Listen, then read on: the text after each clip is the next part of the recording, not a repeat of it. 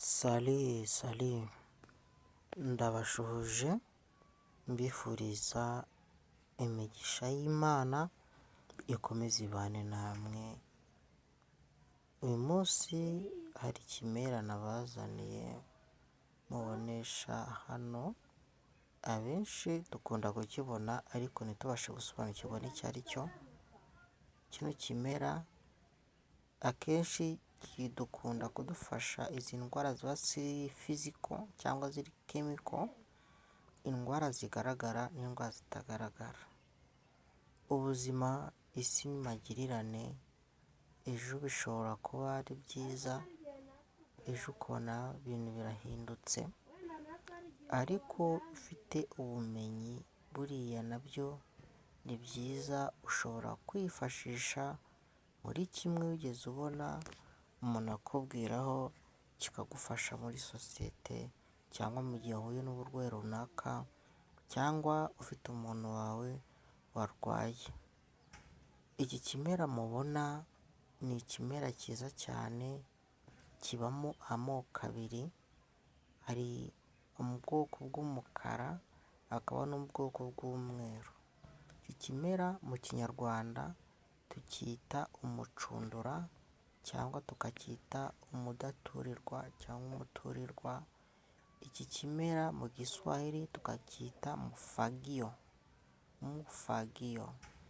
Abanyarwanda benshi bari bazi ko bakunda kugikubuza nko gukubura mu rugo, bakora nk'imyanda mu rugo, ariko iki kimera ndaje mbabwire icyiza cyacyo n'umumaro mwiza wacyo, kuko ni mwiza, nabonye ari akamaro keza kacyo.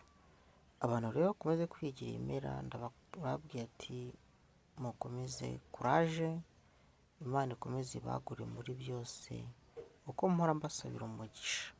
Nimba ukoze, Imana igukubire karindwi, igukube inshuro igihumbi. Uko ugenda uzamuka, Imana izamura iterambere ryawe. Iki kimera rero icya mbere nakivuga, ibintu uyu muti ukora, uyu nguyu mubona hano, uyu mucundura cyangwa muturirwa cyangwa mufagio, mukurikire tugendane mwumve ikintu ngiye kubabwira.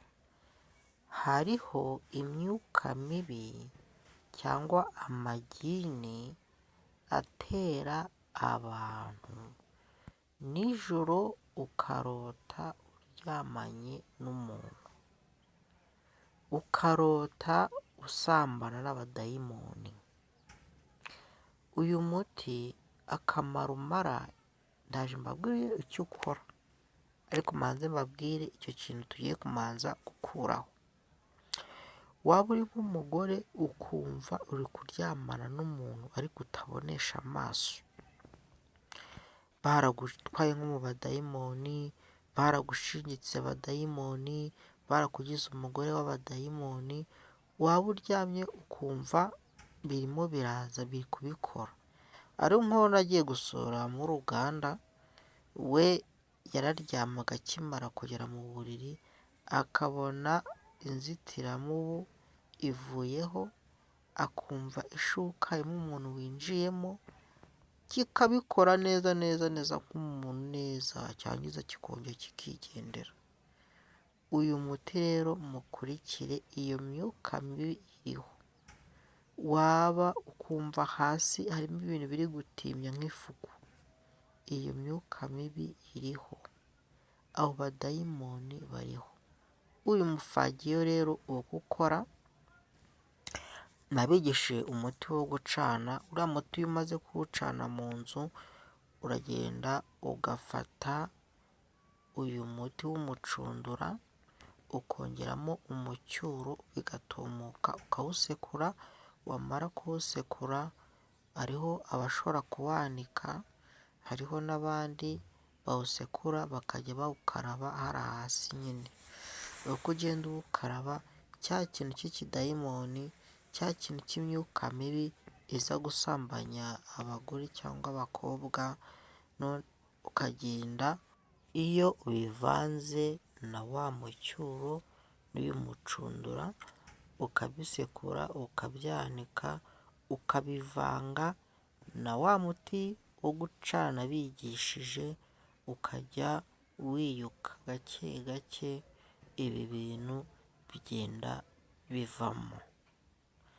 Abadayimoni bariho, iyi myuka mibi iriho, hariho abantu banze gushaka, bamwe na bamwe ntabwo ari bose, bitewe n'inzingo bafite.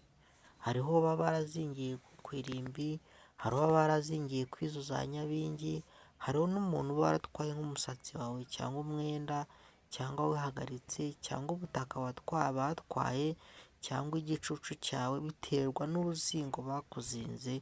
Ariko hariho n'abandi bazingwa n'iyi myuka mibi, waba ukundana n'umuntu, cya kidayimoni kigatangira kikajya gute, kikajya kigufuhira, kigatangira kikajya kiguteza urwango hagati y'umuntu wakundanaga nawe, no ku bagabo bibabaho. Ariko iyo myuka mibi uko ugenda usenga kandi univuza, iyo myuka igenda ivaho. Hariho abantu biha bakavuga ngo dusenga gusa, dusenga gusa. Isengesho rigira ahantu rifata. Isengesho uzarebe n'abapasiteri ngo bavuga ngo bakora ibitangaza, abafite amazi yasengeye, abafite ayo mavuta yasengeye, bavuga ngo bayakuye muri Isirayeli. Ntabwo tuzanaturuka ngiye simazi, ariko iryo sengesho asenze abafite ahantu rifata, akabona kuguhereza, ukabona kugera gute, kubohoka. Ngo tuzadusenga gusa, ngo mfite amasezerano, n'amasezerano barayazinga. Imana ikagusezeranya ko izakora iki n'iki, ariko isezerano ryawe abantu bararizinga pe, rikanga gusohora. Twikomereze. Mwumvishe uko kivura biriya bintu biterwa n'abadayimoni bahuhira. Ikindi, umucundura iyo uvanzemo n'ubuyugira bikunda kuvura icyo bita kanigo, kubabara mu rutoki. Iyo ubonye ka gasimba bita kanigo, utakazi nawe nzagashiraho mu karebe, utakazirikiyeho, ufata uyu mucundura, ugafata n'ubuyugira ukabuhondahonda cyangwa ukabusekura, ugapfunika hamwe kuri rwa rutoki rwawe rwabyimbiwe, cyangwa ahantu uri kubabara mu ngingo. Ndakanze mbashireho ifoto nk'uyu muntu wakirwaye, nk'uyu muntu umeze utya, murabona ububyimbo afite. Ni kuriya nababwiraga, nk'umuntu urwaye nk'ahari ahantu, warangiza ukabuhondahonda ugapfukiraho. Kiriya gihe ni igihe kitari cyameneka, n'igihe kikibyimbye cyane, kandi ubona nta mutwe gifite, kandi gifite umuriro mwinshi. Rero buriya bita kanigo, nimba utayivuje ushobora kuremara ingingo z'urutoki. Nicyo nababwiraga rero, mwabonye kariya akavidewo nari mbashiriyeho. Rero ukina umucundura ukora, uyu mucundura uvura bino bintu bimeze nk'ibibyimba, biriya bibyimba mubonye byose, haba ariho wakirwara hose ugasekura, warangiza ugapfukiraho, gishya vuba kandi kigaturika neza, ntikize n'igihe kinaturitse n'igisebe ntabwo gishobora kuba kinini. Dukomeze twigire ibimera by'iwacu rero. Ikindi rero navuga ku mucundura, umucundura uragombora. Uko ugombora ni gute rero? Ushobora kurumwa n'inzoka ku kuguru cyangwa ku kuboko, ugahita ufata nk'agatambaro cyangwa umushumi ukarenza hamwe yakurumiye, ugafunga kugira ngo ubumara butazamuka bujya mu mutima.